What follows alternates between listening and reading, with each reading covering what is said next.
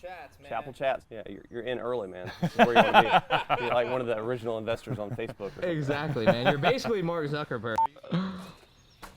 Hello. Hey, Johnny. Hey, what's up? Air hugs. Air hugs. All right, welcome back to Chappell Chats. I'm Johnny Chappell, and we're back here in my backyard in Raleigh, where we've been recording a few of these conversations with people in the community, local business owners, community leaders, just frankly really interesting people to talk about what everybody's going through during this uncertain time with COVID-19, how it's impacting their businesses, how it's impacting their families. We're a real estate business, but again, this is not about selling homes or anything like that. This is just about having a conversation and trying to put some content out there that hopefully is informative and maybe a little bit entertaining, that'll take your mind away from whatever else is going on for the next few minutes. So today, very happy to have Dustin Smith. How you doing over there? Hey, I'm good. How are you? I'm good. We're at least 6 feet apart. And I didn't touch my face when I did that. You didn't know? Yeah. Well, in case you did, we've got hand sanitizer That's right. and wipes Oh, on I have hand. my wife right here. Yes, that's free. You can take that with you. Thank you for being here. Yeah, thank you for having me. Yeah, so Dustin's a friend, and he's a client, and he's a small business owner here in Raleigh. And we'll talk about all the other things that are going on. But let's start off there. Just tell me about how your life is different today than it was like a week ago. Right. It feels like sometimes it feels like a week. Sometimes it feels like it's been a month. Like it's nuts. I own a hair salon in downtown Raleigh, and it's really put me in this position of like, because we technically can stay open, but I have 11 hairdressers and we intimately touch people on the daily, and it's giving me this panic attack that, what if I'm, spreading this thing, or, a lot of my staff, they don't feel comfortable working. So we only have a handful of people right now that are wanting to come in. It's just kind of thrown me off. Like my children's school got canceled. Right. So it's been a lot of scrambling and a lot of like soul searching of what are my next steps to do. And like you said, you're like knee deep in a business that everybody hears work from home, work from home. Yeah. You can't work from home. You're touching folks. Yeah, I mean, exactly. And like you said, we were talking a little bit before. It's not only the customer. Maybe the customer's still excited about coming to get their haircut because it makes them feel good. It's you and the staff that are very concerned about that high touch, close proximity kind of stuff. Yeah, I mean, I think that is an interesting perspective when people are saying, they're closing down restaurants, closing down bars, just so that you have some social distance and space between people. In our setting, it is all about intimacy. We're touching people. I'm in people's faces, cutting beards or trimming bangs. I'm really in their face and touching people. And as much as I have been trying to follow like every movement of my clients and wiping down everything and sanitizing and wearing gloves, there are moments where I can't cut hair with gloves. Right. And it's just, I don't think we're even, set up to really clean the way like a hospital would and sanitize the way a hospital would. So as much as we're doing, and we're doing the best that we can, is it enough? Yeah. I don't know. And it does put us in this position of feeling like, of uncertainty. I have a client that came in last week who just got back from a cruise, right? And he was like, I don't feel that great. I don't know if it's allergies. I think it's allergies. And then my next client, her husband is going through chemotherapy. Yeah. So it's just like I feel this pressure of like, what do I do? What do I do? And I personally feel, like I should be home too, because I want to be able to take care of my kids. And if they got sick, if I got sick, who's going to take care of my kids if me and my spouse are in the hospital? Yeah. So well, it's important to note too. I think the earlier point about, are we open? Are we not open? Do clients want to come in? Do people want to see clients? Yeah. It's important to note that we're recording this. It's not live. So in the next few days, if the rules change and we're told that we need to stay home and not do things like this, we're going to stay home and not do things like this. But for the time being, it sounds like you're trying to at least still stay somewhat open? Yeah, so we've kind of at this point really left it up to our stylists. So we have a majority of our stylists are choosing to stay home. There are a handful that, are single working mothers, and they and their kids now are at school and they're scrambling for childcare and they need to make money. So they're working. And so there really isn't these, it's really kind of based on each individual. I personally worked this week a little bit, and I was having panic attacks, like I shouldn't be here, it's kind of like this whole thing has caused this emotion of am I underprepared, or am I being too paranoid, or not? It's the new normal that we're in, right? I'm questioning my. You question my every emotions. little thing. So with that, I personally have decided that I'm going to take a couple weeks off. And I really honestly think that's what should be the standard. I think that we should all come together and truly, take a couple weeks off and not leave the house. And I know that's hard, and I understand, because I'm living it. I see it with my staff, people that are really freaking out about money and living paycheck to paycheck. But the thing is if we stop now, I think that we could bounce back quicker than if, one group is staying home this week, the next is staying home the next week. If you have one toe in the pond kind of thing, or you just jump in. You got to rip the Band-Aid off. Yeah, it's do we just jump in do we just eat it? Or do we kind of just do this on-off kind of hot-cold thing for a while? And then like you said, we live in a neighborhood where there's a lot of college kids, and Dustin lives in the neighborhood too. And so when you can hear at night at 11:30, there's still some pretty raging parties going on. We're trying to stay out of that, but at the same time, it makes you think how is someone not getting the point at this time? And I think that with the news and things, the news studies are coming out that it really is affecting young people too. On social media, people that I've followed that are my age, I'm seeing that they're in hospitals right now with battling this, and they're really, really sick.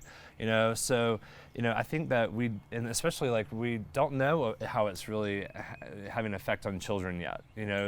Studies just came out of Italy that they are affecting children. Right. So we just don't know, and I think that a lot of people that were just pawning this off as oh, we're not old, we're not going to be affected. Right. Really need to know that yes, you could be affected. It might not be death, but it could equal death to a lot of people. And it's the unknown. It's what you don't know right now.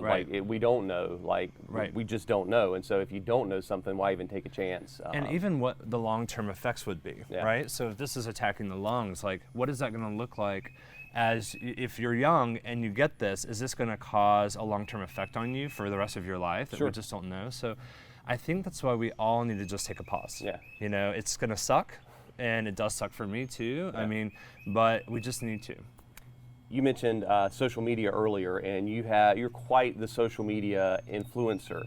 I hate that term, but yeah. All right. So give me a little bit, and the folks that are watching, a little bit of a background about what you do related to social media, what it is, if it's not influencing, and take me from there, because that's impacted by this too. I think, I've started doing social media stuff and became an influencer all by accident. Really I've been kind of putting out family photos and me and my husband and just kind of the way of our life, and it just kind of took off and became a place that was really inspiring people, especially same-sex couples that want children or have been told that they could not get married or have kids, and all of a sudden they're seeing a family that's doing it. And so it became this thing, and it's actually been amazing because we've really been able to inspire lots of other people and been a place of kind of hope and inspiration. And that's really kind of where this landed, where I now do influencing and branding and just things that I wear or items that I like to use. I sit there and talk about it. So yes, I think that social media, people that are in that kind of field and using that as a career, it's definitely going to take a hit, but I do think that we have a responsibility to keep sharing our thoughts on this, because it can't just be about branding and clothing and lifestyle branding of items to buy and things like that. I think it really needs to be, we have this responsibility to say, hey, encourage people to, one, know that they're not alone and have these kind of conversations to kind of engage so relationship, our culture, a conversation, and our it's not just a piece of fabric or something like that. So today, by the way, are you being brought to us by wildlife? Is that yes. Are you branding something right now and we don't even know about it? No. No, it's okay if you are. I mean, it just felt. It's, like I said, you're in on the very early stages of this, so feel free to put it out there. We'll so if no, but it's no. not. Okay. Yeah, I think that people feel isolated right now and they feel scared. Yeah. And I think it's important for us to let them know that they're not alone and speak up and tell them kind of things that we think they're going to be really helpful for our community to get past this. Yeah, So- we talked to a business consultant on one of these interviews before, and it's almost, she calls it, there's this kind of pivot that we're seeing in business where you just have to do things differently. Also, obviously at a salon, you Right. can't necessarily do all the things differently. There's Yeah. still some things involved that you're always going to do. Yeah. But from a social media presence, I would think that even if it's a little bit slower for influencers and things like that today because of the economic uncertainty, that's where everything's going, right? Yeah. I mean, you're just only going to see more and more and more of that. Well, I think like slow is one. Slow when it comes to maybe them getting sponsorships and things like that, but not slow in the fact that these are people that are committed to watching you and listening to your voice, and this is the time to speak up because there are a lot of people sitting at home, just flipping through their phone. And if you can use this to advocate, kind of your thoughts and making sure that you're encouraging people to stay home and help out to their communities. Speaking up and saying, hey, pick up takeout from your local restaurants that are really getting hit hard. If you have masks and gloves, donate them, things like that. So this is a time that they need to step up. I mean, yes, you might not be getting a paid sponsorship, Right. but this is your time to really help the community that's been listening to you all along. Yeah. And people like you, you have a lot of people who watch what you do on social media, so you've got a voice, and when you do something, people click on it, people watch, people listen, people comment back. Right. And so just raising that, you've probably seen, or maybe have seen, maybe not, pressure's not the right word, but a little bit of like, you want to do a little bit more, even if it's not a lot right now. We aren't doing anything compared to what health officials are doing, or people in hospitals, or things like that, or people who are trying to feed school kids when they're out of school. But just everybody doing a little something is important. And I think with me, like especially with the undertone that has always been me and my husband's platform, it's always been to inspire and to encourage. And so I just know that a lot of people are having anxiety about this, and they are feeling alone and they're feeling scared. And just being able to kind of have a comforting voice to say, we're here, we're in this together, you're not alone, we're all going through this. In some shape, we are all going to be affected by this, and that we just have to push through, and that we are a strong community. The human race is, we bounce back, so, and that we will bounce back from this. Let me bounce back with you for a second. So give me this is just off the wall, but what are some of the most fun things you've done on the social media platform as an influencer? You hate, but just give me an idea of some of the most fun kind of experiences you've had, or products that you've helped kind of get out there, just for giggles. That's a good question. I think some of the cool things that I've always felt were amazing, that some of these household brand names, if people that don't know me, because I'm a gay man, married to a man, and we have children. Oh my God, you are? Yeah. Had no idea. Hate to break it to you. I think it's really important that people celebrate all diversity in all families. Yes. Yep. And so, we did something for like Old Navy. We were in an Old Navy ad. It was a national campaign that went out. I saw that. Yeah. So things like that have been so amazing to me, because it's really kind of showing people that maybe have never seen a gay family, right, let alone a gay couple, in the light that, oh wow, they're just like us. They're like in their holiday pajamas just like we are. Yeah. And to me, that is really powerful. I think that no matter what, like all the items that we might endorse or whatever, it's household brand names that are saying, we look at you and you are a family. Yeah. And to me, for the LGBTQ community, I think that's massive and huge, of just making it more like normalizing who we are, and showcasing that all families look different. Yeah, they do. Some families are raised by a grandmother, and some families have two sets of moms and dads. Yeah. Stepmoms and dads. Right. And nuclear families are just not really nuclear anymore. New nuclear. Yeah. There's no. Yeah. So overall, I'm excited about any sponsorship that is really kind of celebrating our family. I love that. Have you ever had to say no to one? Somebody asked you to do one that you're like, just can't that happens do that. a lot. Yeah, that happens a lot, and Yeah. I think that's important to say because Yeah. I think that people think that you might just plug anything. Yeah. And that's not necessarily the case. Like, if it doesn't suit us, it doesn't really fit our family or our lifestyle, we're not going to endorse something that we haven't really used or really love. Yeah.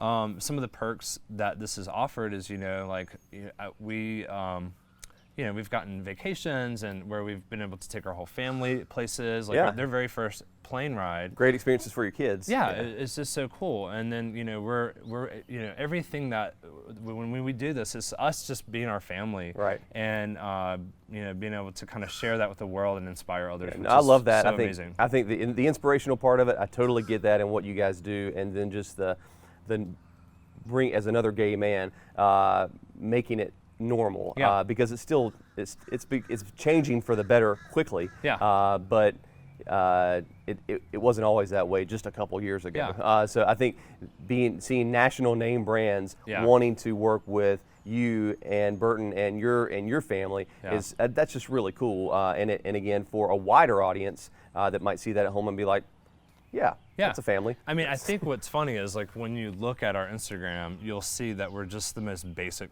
We're basic. You're not that basic. You're two really good-looking guys, but and like, you got two adorable children. So I don't know if it's all that basic. But I mean, like we do everything else like a normal, boring family does.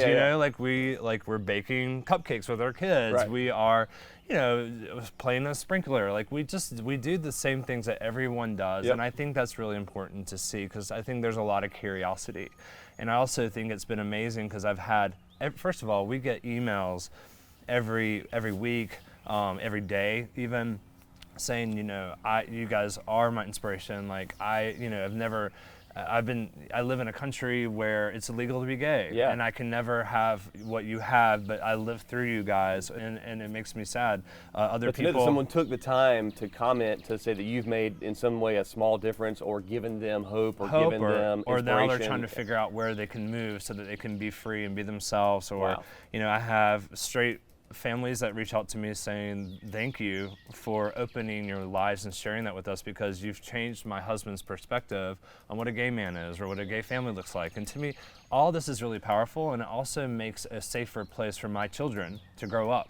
So it's when they're in school and other families that hopefully they've seen our family on Instagram, so that it's not so shocking to them when they meet a gay family. Right. Do you know what I'm saying? Exactly, yeah. So it just, to me, I think the awareness allows the exposure of seeing other families like ours makes it a safer, better place for my kids. I just think it's awesome. And I think I would imagine if you're at home at 11 o'clock at night and you get an alert on your phone, and it is someone who's reached out to say, I saw that, I'm going through this time, thank you for what you, that has to mean just as much as anything. Oh, 100%. And that's actually where this all started from. Yeah. Because I didn't have, as growing up, I didn't really have any type of role model to look up towards. Yeah. I felt like usually like the plug-in character on a show was one gay character who's might be over the top or and a lot of it was a florist or something like that. Just even, typical. Either stereotypes. It plays yeah. into stereotypes, which is fine because that is part of all culture, right, of all mankind. We yeah. all have different personalities, but it almost became this like laugh at character. Yeah. Yeah, over the top. And so I think that it's important to see that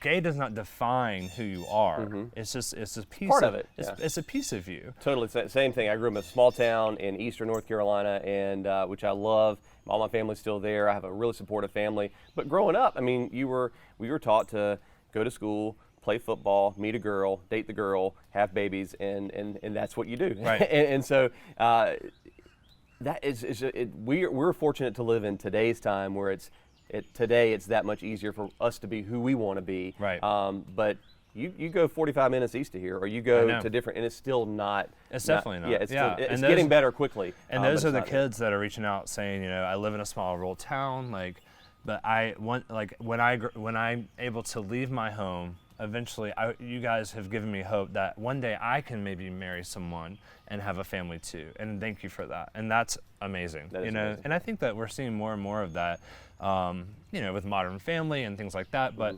it's still not enough, right? It's still not enough. So, but yeah. Hey, want to make a quick note. I'm wearing a News 14 shirt today. So Dustin's sponsored by Wildlife today, and which is important cause. We're trying to, as much as we can, bring awareness during this segment to local businesses and local organizations. So Ian used to work at News 14 when it was Channel 14 on the news. Now it's Spectrum News. But I found this shirt, which is from 2011. Yeah. So it's a good thing that I can actually still wear it. Show them the back. Yeah, look at the back of the shirt. So and some of the coverage that we did and lived through. Yeah, this is something we did in 2011 where the back of the shirt says, what, tornado? Tornadoes, April 16th. If right. you remember, they ravaged Shaw's campus. Shaw actually had to shut down. That's right. And their commencement and all that stuff, I believe, was canceled. Yep, then earthquake. There was an earthquake we had that same year, shockingly. And then hurricane. Just a few days later, we had Hurricane Irene. And Johnny and I were covering both the tornadoes and Hurricane Irene on a Saturday morning at 5 or 6 a.m. Yeah, those were good old days. Eastern Standard Time, and it was crazy, man. But I thought it was important to I saw this morning on the bottom of my closet floor, and what you mean you don't wear it every day? No, but it is almost 10 years old, but I thought about it. I was like, oh. And when we were covering, I thought it was important to bring awareness to people who are doing that. They're out there covering what we're going through now. We went through in a short period of time that year a tornado, an earthquake, and a hurricane. This is kind of like that because it's something that interrupts your life, but at the same time, I think it's completely different because it's so unknown. It's not something we've gone through hurricanes. Right. We've gone through tornadoes. They're in, they're out, they're affecting a specific place. Yeah. This is everywhere, and we don't know how long it's going to last. Exactly, and we don't know what's going to happen after it comes through here and how long it's going to be. I mean, and we do need to get a paint pen and write COVID-19 on the bottom on the back of that. Yeah. We'll do new T-shirts when it's safe to do new T-shirts. We'll do new T-shirts. Yeah. And so. That's kind of the uncertainty. And as a business owner, I own a hair salon at Seaboard Station, Marigold Parlour. We're doing the best we can. So, if you come to our salon now, just know when you go into the salon, you're greeted by a station that has Purell, gloves. We've asked everyone to sanitize, put gloves on. Right. All of our stylists are wearing masks right now. And we literally just walk behind everyone, spraying and wiping down everything. And that's what's so surreal about this is because in the hair world, it's all about intimacy. I mean, it is like a portion that we're making your hair look good, but you're another someone's counselor, you're it, someone's bartender, you're all that. Intimate conversation. It's the touch. Yeah. It's that moment that I am connecting with you.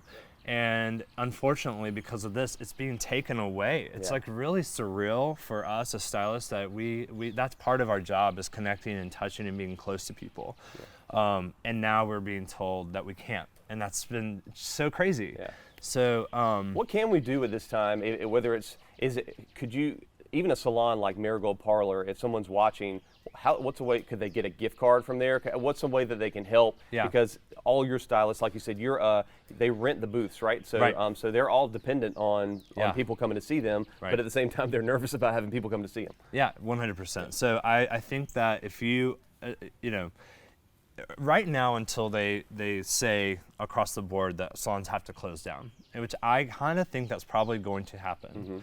Mm-hmm. If you want to chance it with a stylist that is there, that's still working, then by all means, just know we're doing the best we can to protect you and them. But in the meantime, you can call and get a gift certificate. If you are seeing a certain stylist at our salon and you know them, go ahead and you can secure a gift card, even over the phone.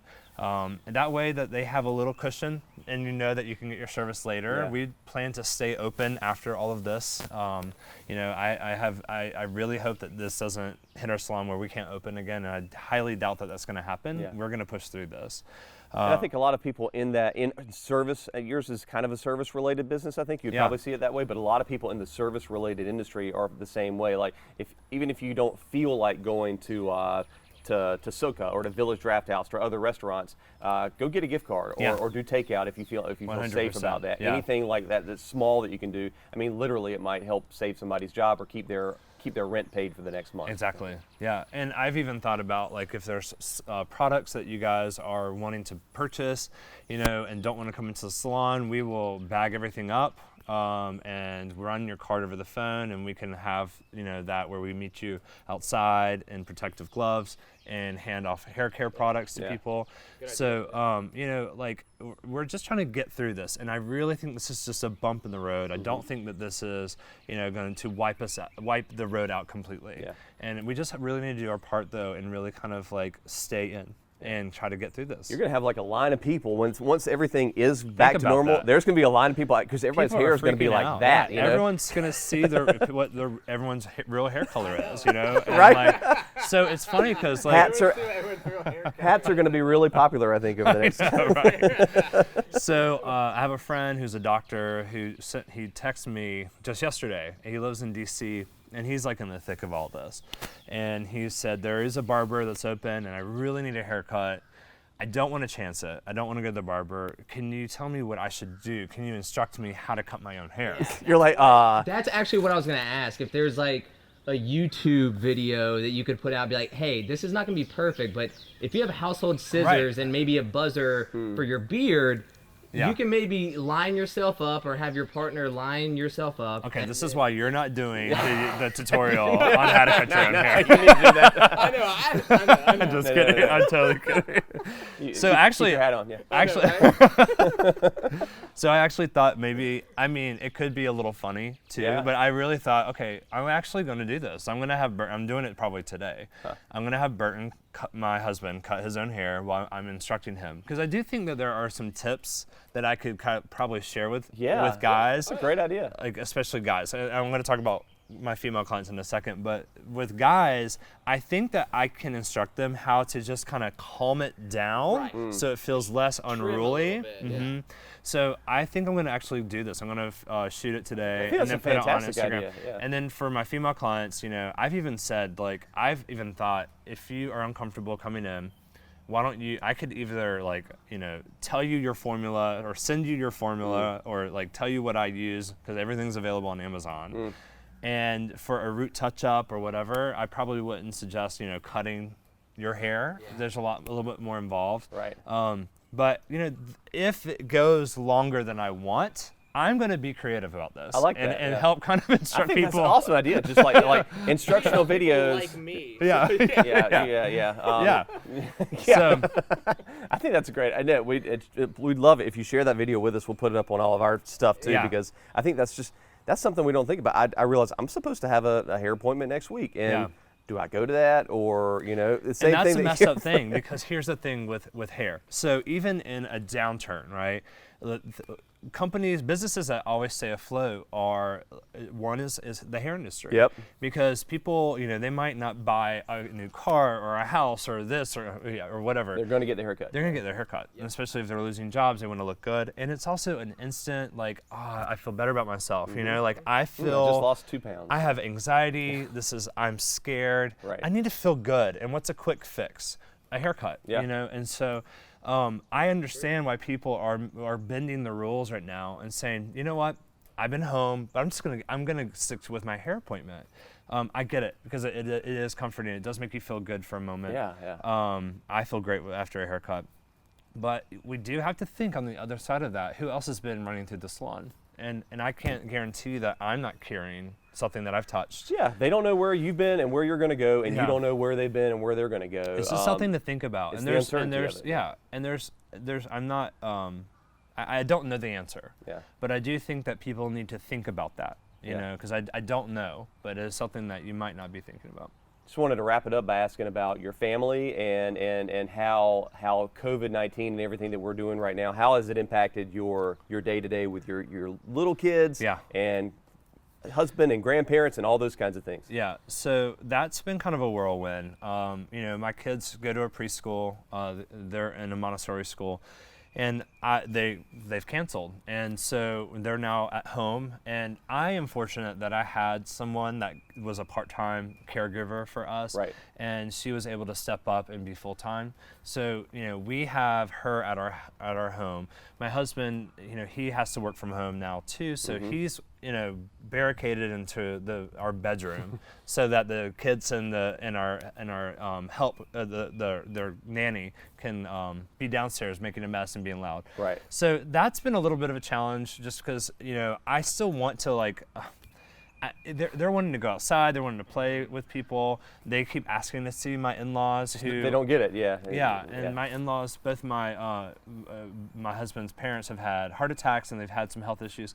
So we've been trying to stay away from them. So yeah, it is affecting us. It's still very early, but if it goes for a long period of time where we're not able to have play dates and things like that, it makes me sad. Yeah. I'm sad for my kids. The only good thing is my kids are so young. They're only 3.5. They don't quite understand. They're not fully understanding what they're missing out with schoolwork and things like that. Yeah, they're seeing their dads a little bit more right now. Yeah, exactly. Totally. Yeah, absolutely. Yeah. So yeah. I was texting Ryan and Jess last night, and I was like, man, this is like our dog's dream come true. Right. Because we're at home the entire A lot of dogs are in day. really good shape right now. Yeah, we're at home the entire day, and they're like, oh, this is sweet. This is awesome. Yeah. Almost, I think you're right. Being at that age is not that there's any good age to go through this, but maybe Right. that's a little bit of a better age than 7 or 8 or 9. Or even the high school senior. Yeah. That might not be able to. That might not be able to walk. Right. Yeah. I mean, and You got prom especially season and everything. Yeah. And a lot of these kids, there was no preparation for this. So No. it's they're in school, and then next they're like, no more school. Yeah. So it is devastating, and I mean this is devastating. Yeah. So, but I do think that if we can kind of control and kind of lower that curve of it spiking up, I think we can get through this. I'm hopeful. I am too. Yeah, I think you got to be hopeful. You got to find good things to pull out of it. That's why having people like you to talk is awesome. So thank you for spending time with us. And, Of course. Definitely want to see that tutorial on how to cut your own hair. I'm not going to try it because Probably gonna need that in about 30 days. yeah. If it's safe, we'll have you back out here and we'll do haircuts. We're I'll joking come that- here and teach you how to cut your own hair. That'd be great. Yeah, that'd be awesome. Dustin, feet thank away. you for being here. Yeah. Really appreciate that. Thanks. Just a reminder, we're going to try to churn out as many of these as we can to get them out there to you. So again, if you're at home and and you need to shut the news off or you need to shut work down for a little bit, hopefully you can flip this on and find a little bit of something entertaining or informative or good in the day. Want to be on with us, have some local swag that you want to send to us, we'll put it on. Send us an email at hello@chappellres.com. That's hello@chappellres.com. And you can also hit us up on social media. Dustin, thank you so much. Thank you. Thanks. All right. Bye. So thanks again for watching this episode of Chappell Chats. Please don't forget to hit us up if you have an idea, if you'd like to be a guest. What else? Comment, share. Comment, share, subscribe on LinkedIn, Instagram, Facebook, MySpace. Are we on MySpace? This is going to take off. Tom still wants to be your friend. MySpace and Craigslist is going from there. Let's try that. All right, thanks.